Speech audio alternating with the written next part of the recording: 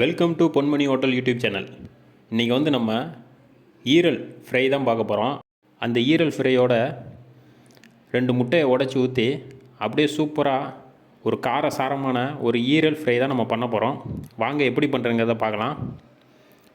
இப்போ ஒரு பேன் வச்சுக்கலாம். அதில் கொஞ்சோண்டு எண்ணெய் சேர்த்துக்கலாம், நல்லெண்ணெய் கூட சேர்த்துக்கலாம். இப்போ சோம்பு ஒரு 1/2 டீஸ்பூன் சோம்பு, ஒரு 1/2 டீஸ்பூன் சீரகம் சேர்த்துக்கிறோம்.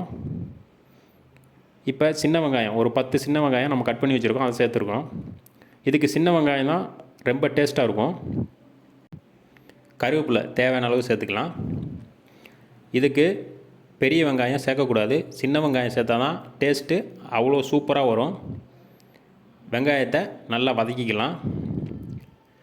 இப்போ வெங்காயத்துக்கு தேவையான உப்பு மட்டும் சேர்த்துக்கலாம். இப்போது லைட்டாக அப்படியே வெங்காயத்தை மட்டும் நல்லா வதக்கி எடுத்துருவோம்.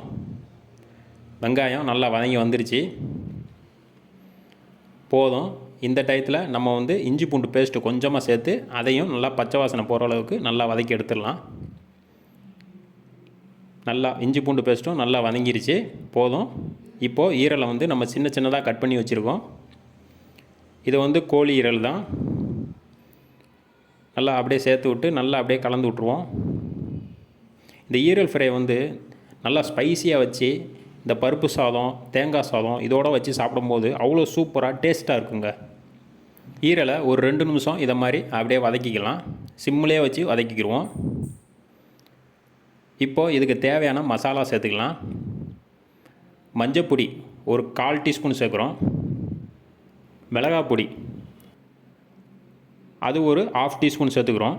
நம்மளுக்கு எவ்வளோக்கெவ்வளோ ஸ்பைஸியாக வேணுமோ அவ்வளோக்கெவ்வளோ அதிகமாக சேர்த்துக்கலாம். நம்ம மிளகுத்தூளும் சேர்க்க போகிறோம், அதனால் நம்ம கொஞ்சமாக மிளகாய் பொடி சேர்த்துருக்கோம். ஒரு 1/2 டீஸ்பூன் மல்லித்தூள் சேர்த்துக்கிறோம். சேர்த்துட்டு நல்லா கலந்து விட்ருவோம். இப்போது இந்த ஈரல் வந்து கொஞ்சம் வதங்கி வர்றதுக்கு நம்ம கொஞ்சமாக தண்ணி சேர்த்துக்கலாம். ஏன்னா நம்ம ஈரல் ஃப்ரை தான் பண்ண போகிறோம், அதனால் கொஞ்சமாக தண்ணி சேர்த்தாலே போதும். ஈரல் வேகமாக வெந்து வந்துடும். இப்போ நல்லா மசாலாலாம் நல்லா மிக்ஸ் ஆகி வந்துருச்சு.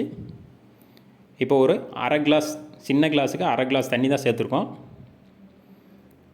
இப்போ தேவையான அளவு உப்பு சேர்த்துக்கலாம். இப்போ இதை நல்லா கலந்து விட்ருவோம்.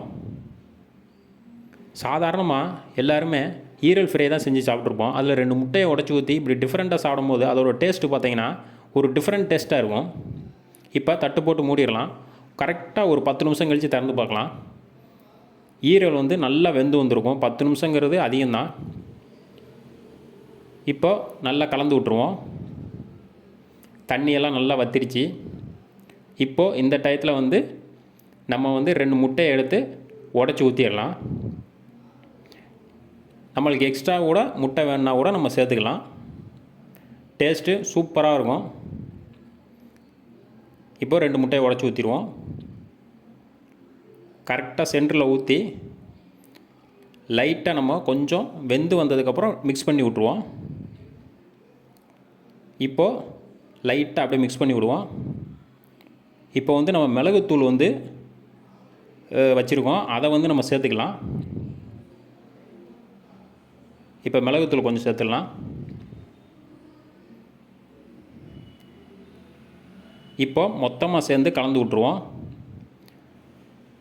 நல்லா ரெண்டையும் சேர்த்து நல்லா கலந்து விட்டு நல்லா மிக்ஸ் ஆகிற அளவுக்கு நல்லா கலந்து விட்ருவோம்.